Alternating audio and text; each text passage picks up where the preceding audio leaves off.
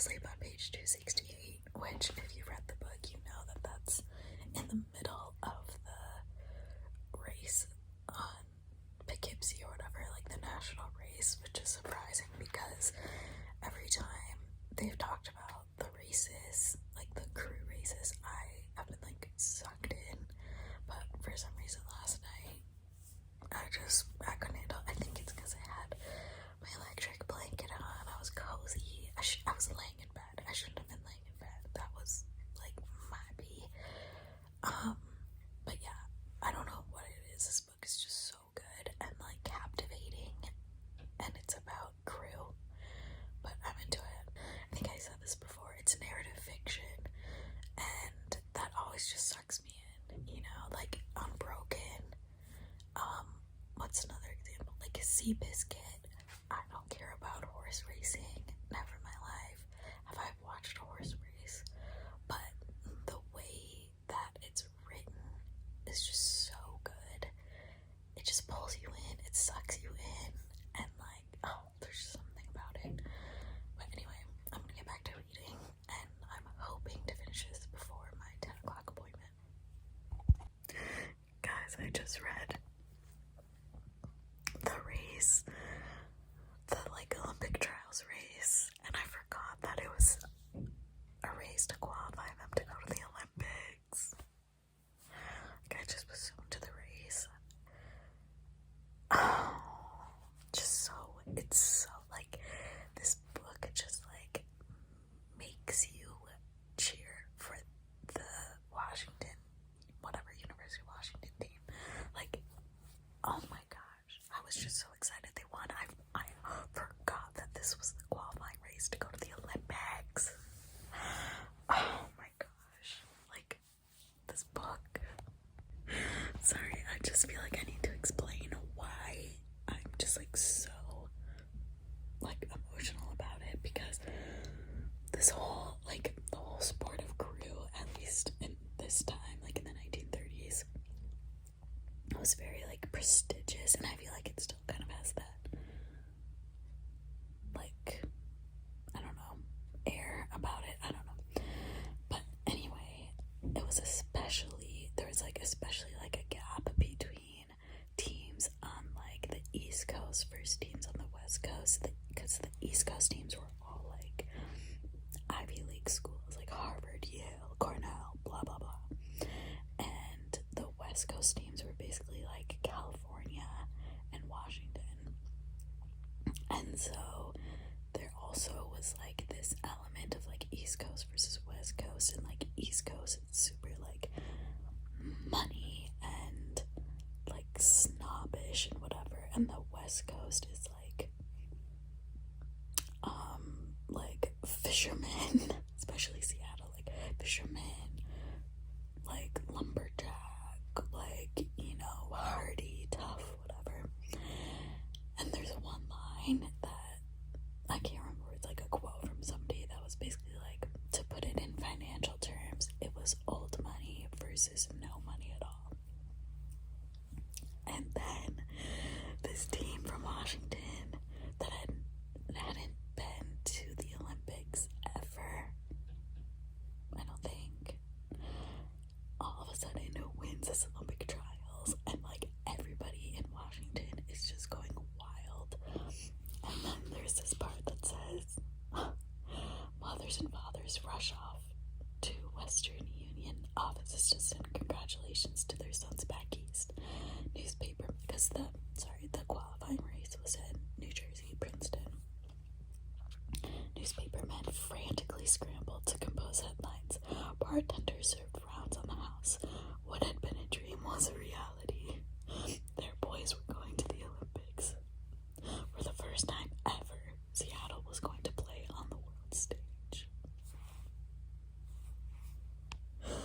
It's like, this is the 1930s, like no one's even really heard of Seattle. I'm so sorry, I just have to give one more little like update before I hopefully finish this book.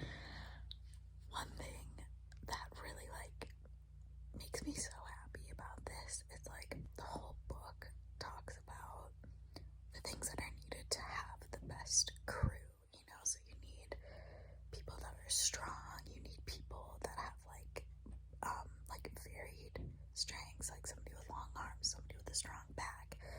You need different personality types, like you need somebody that's like can think things through, you need somebody that is gonna like rally the crew, you need somebody that's like more methodical, you need somebody that's more passionate, like you need all of these different things to make like a really great crew.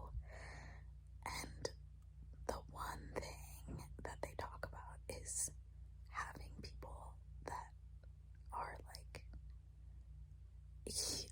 what is the word? It's like having the right balance between humble and humility and ego.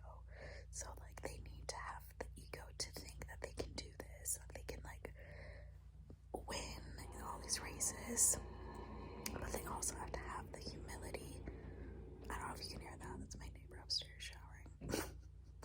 But they need to have the humility to like set aside themselves to be able to like row as a crew, you know, like they have to work together to push the boat forward, or the shell is what it's called. And this, like, most of the book is the like coach at the University of Washington trying to like figure out who's the best crew. Like he has like all these men to pick from, like I don't know, like 40 guys, whatever, and he's trying to find the right crew. And like at one point this boat is doing better, but then the other boat's doing better, but then this crew's doing good, but then this crew's not doing good, and he just keeps like swapping people out. And then when he finds the crew that has just now in this book won the Olympic trials, he says the one thing that ties them all together is that they're all good-natured, they're all friendly, nice, kind, and that's what makes this group row so well.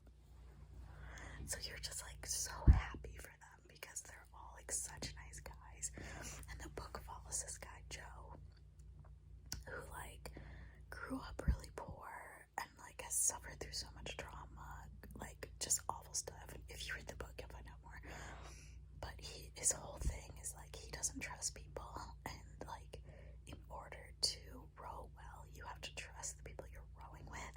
I'm sorry, I'm really rambling, but at one point, the like wise man, English man that like helps give advice and like helps sorry, there's just a tiny piece of dust floating.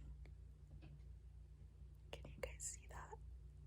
That little piece of dust is just floating so softly. Anyway, I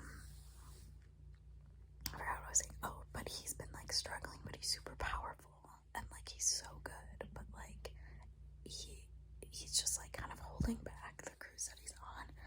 And then the Englishman that like helps build the boats basically like pulls him aside and is like, you have to trust your teammates. Like in order to do this well, you have to trust them and know that they also trust you, and that's like the most powerful thing.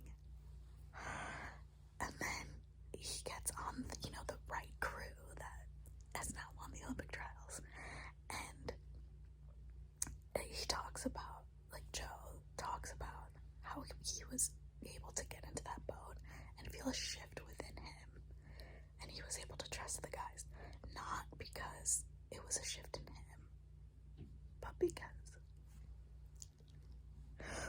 all of those guys were worthy of his trust, because they were so kind and nice and friendly and encouraging.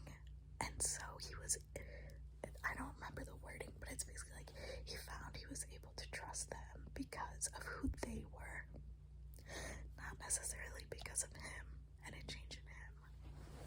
Oh my gosh, it's so good. Anyway, I need to get back to this book. You guys, page 303, there's a reference to Louis Zamperini. Basically, they're on like the cruise ship to go to Berlin, and Joe, who we've been following this whole time, just eats a ton of food food because he like knows what it's like to live with nothing. And so anytime he has an opportunity to eat, he will eat. And it says, they were the first of the athletes to sit down, like in the dining car, the first of the athletes to sit down and the last to get up, and no one, with the possible exception of Louisa Barini, the long-distance runner from Torrance, California, out-ate Joe Rance. Louisa Barini. If you haven't read Unbroken, I highly recommend. Amazing read. I only have 60 more pages and I fell asleep. But I'm up. I'm ready. Let's go. Okay, I have 50 more pages left. I need to eat breakfast and I have 10 minutes to get to the bus. But I'm going to listen to an audiobook. That's going to be the plan, is listen to the audiobook while I take the bus to, I don't know if I said, I'm touring apartments today. Fun and exciting. So the first apartment is in like downtown Minneapolis and the second one is downtown St. Paul.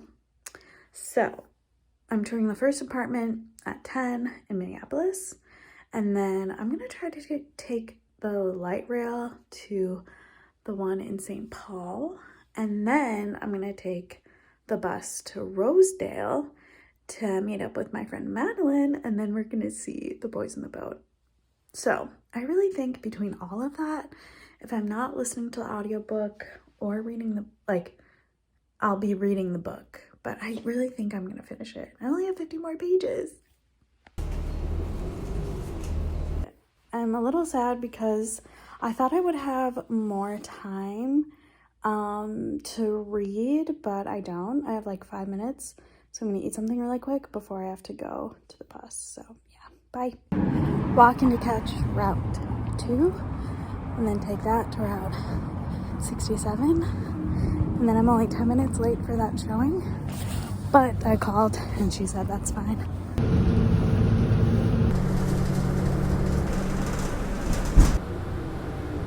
I finished the book, but I got to the epilogue, so I don't know if that actually counts as finishing it, but the epilogue is half an hour.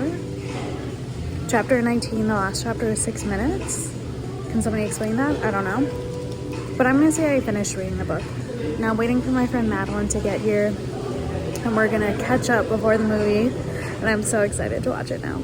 Also, this Chipotle is the grossest Chipotle. Like, what's happening here? Just like everyone's kind of dirty. This is Madeline. She's who we saw the movie with. Okay, out of 10, what would you rate it?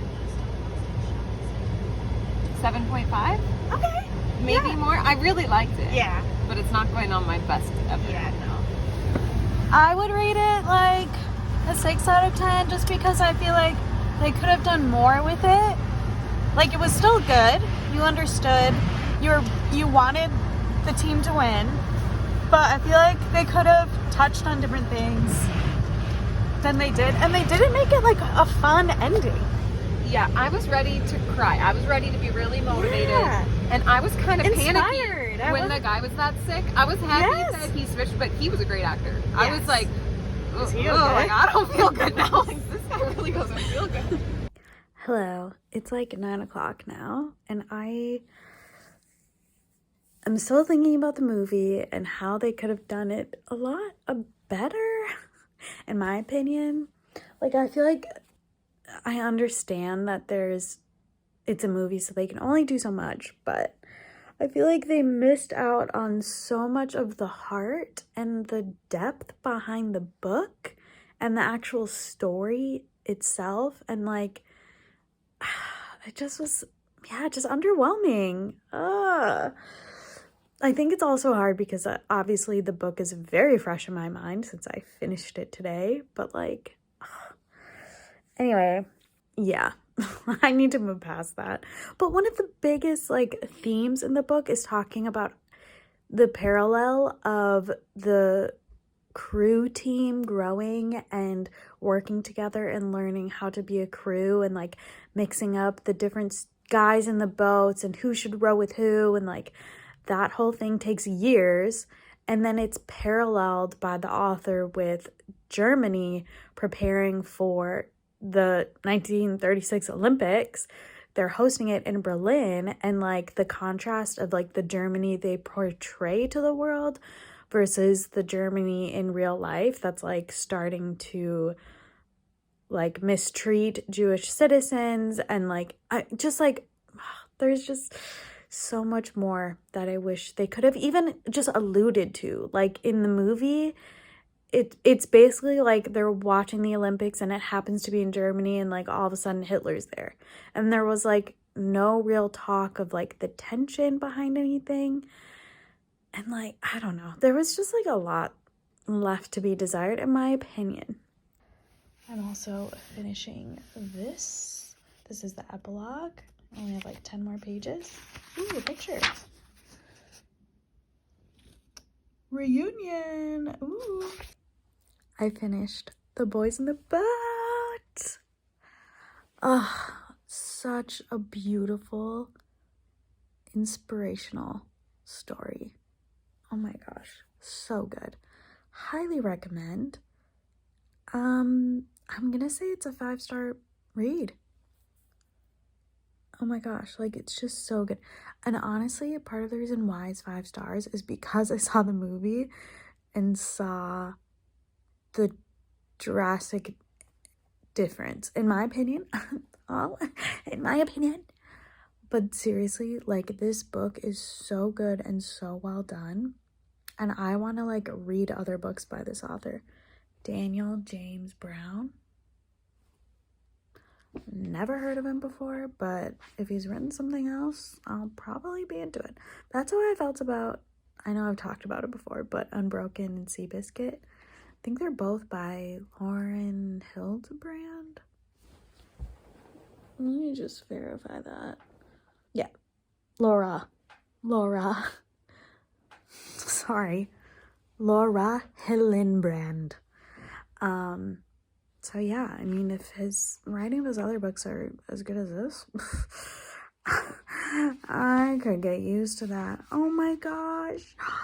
These pictures. Oh my gosh. These pictures. Oh, so good. Anyway. Yeah, I just really, really liked this book. And I'm gonna probably be thinking about it for a while, so. Ooh, I would recommend the audiobook because it's by, it's narrated by Edward Herman. If you know him, he plays the grandfather or father in Gilmore Girls. What's his name? Richard Gilmore. And I feel like he is such a good choice for this book and like this topic. As I was reading it, I would like be reading it in his voice sometimes. I don't know. Anyway, I need to stop talking about this book, but highly recommend. 5 out of 5. Amazing. You'll learn something. You'll feel inspired. You'll laugh. You'll cry. You'll reflect on yourself and your own issues with relationships and hurt and loss. Maybe that last one is just me, but so good. So good.